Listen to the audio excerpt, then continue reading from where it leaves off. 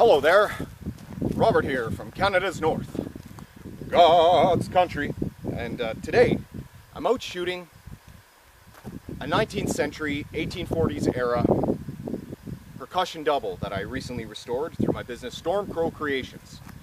Now, there's no doubt it's one of my passions to bring in these beautiful old arms back from a purgatory of display and neglect.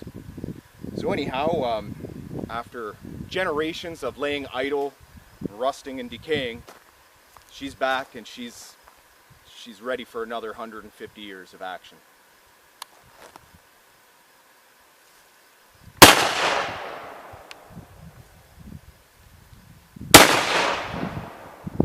Yeah! So 1840s percussion double. A lot of fun, and she's a real beauty. Premium wood, British manufacturer, and actually the barrels were proofed in France, which is pretty cool. Anyhow, I hope you enjoyed it. I certainly enjoy shooting this arm, and I really enjoyed the whole process of bringing her back to life. So thank you very much for your time.